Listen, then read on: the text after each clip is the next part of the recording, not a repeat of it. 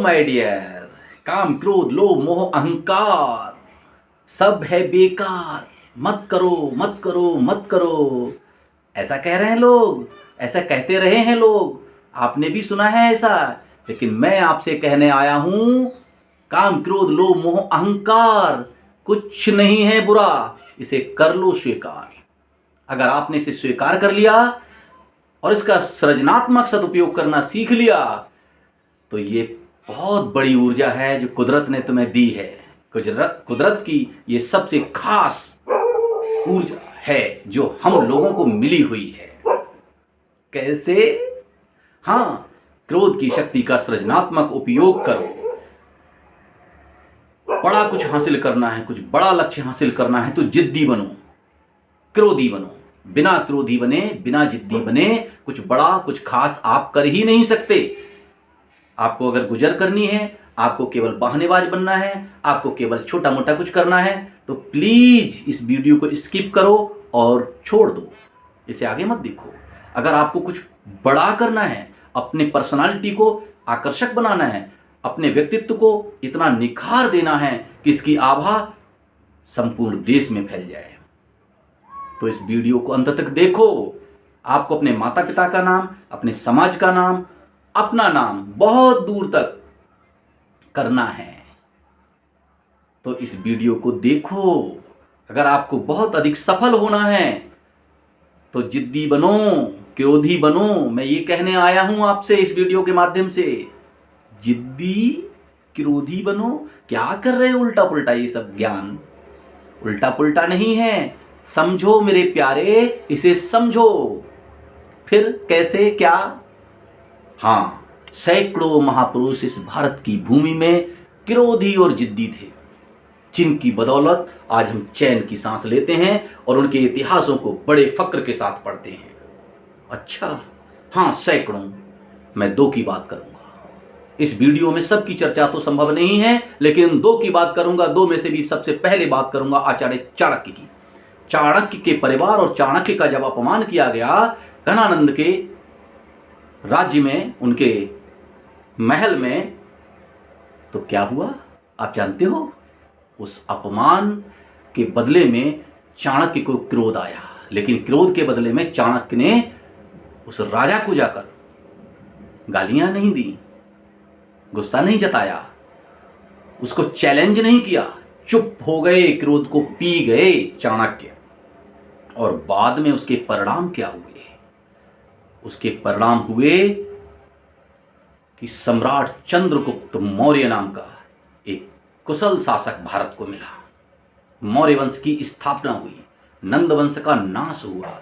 मौर्य वंश का गौरवशाली इतिहास हम सब ने पढ़ा है, जिसमें महान सम्राट अशोक जैसे राजा पैदा हुए। उसी मौर्य वंश में जिसका गौरवशाली इतिहास इस भारत के इतिहास को और अधिक गौरवशाली कर देता है। जिन राजाओं ने सबसे पहले भारत को अखंड बनाने की संकल्प लिए और जिन राजाओं ने अपनी व्यवस्थाओं से, अपनी कुशलता से इस अखंड भारत का सपना साकार करने के लिए संघर्ष शुरू किया, उस मौर्य वंश की स्थापना हुई। कैसे हुई? क्रोध की सृजनात्मक शक्ति से। और दूसरा उदाहरण मैं दूंगा आपको महात्मा गांधी का। गांधी जी को आपको पता ही है, जब ट्रेन से साउथ अफ्रीका के अंदर उतार दिया गया, बैरिस्टर थे, वेल रेप्यूटेड पर्सन थे, फिर भी उनको क्रोध आया ही होगा, क्योंकि एक बहुत अच्छे खासे व्यक्तित्व वाले व्यक्ति को ट्रेन से उतार दिया गया केवल यह कहकर, तुम इंडियन हो, you are not capable to this train. अरे भाई, क्या हो रहा था ये? हाँ, बड़ा अपमानित करके उनको ट्रेन से बाहर कर दिया गया। गांधी जी भारत वापस आ गए। बहुत क्रोधी थे वो, बहुत अधिक जिद्दी थे गांधी जी। हाँ, बहुत अधिक जिद्दी थे, बहुत अधिक क्रोधी थे, लेकिन गालियां नहीं बकते थे। उनका क्रोध ऊपर दिखाई नहीं देता था। आए, पवित्र भारत भूमि को नमन किया, सौगंध खाई भारत माँ की, हे माँ, जिन लोगों ने मुझे ट्रेन से उतारा है उन लोगों को मैं तुम्हारी छाती से भी उतार ही दूंगा। ये कसम खा ली उन्होंने। और गांधी जी ने दिन रात एक कर दिया। गांधी जी ने दिन रात आंदोलन खड़े किए, दिन रात दौड़े और अपनी जिद को अपने जिंदा किया, उस जिद को जिंदा बनाए रखा, उस क्रोध की दहकती अंगारों को अपने सीने में पालते रहे। परिणाम सबको पता है, आपको भी पता है। जब तक कि गांधी जी ने पूरे भारत से अंग्रेजों को खदेड़ नहीं दिया, तब तक चैन की सांस नहीं ली। कैसे हुआ, कैसे हुई ये आज़ादी? इसके पीछे भी गांधी जी का भी क्रोध है और बहुत लोगों का भी क्रोध है। सैकड़ों और करोड़ों लोग, ऐसे कह सकते हैं करोड़ों लोग थे, जाने और अनजाने। उन सब लोगों का क्रोध की ऊर्जा लगी इस भारत को परम वैभवशाली भारत बनाने के सपने के लिए। तब ये भारत आज़ाद हुआ। मेरे प्यारे युवा साथियों, मैं आपसे यही कहने आया हूँ, अगर आपको क्रोध आता है तो बुरा नहीं है, आप जिद्दी हैं तो बिल्कुल बुरे नहीं हैं, बहुत ऊर्जावान हैं आप। क्रोधी हैं तो बहुत ऊर्जावान हैं आप। प्लीज इसको क्रिएटिव बना दो।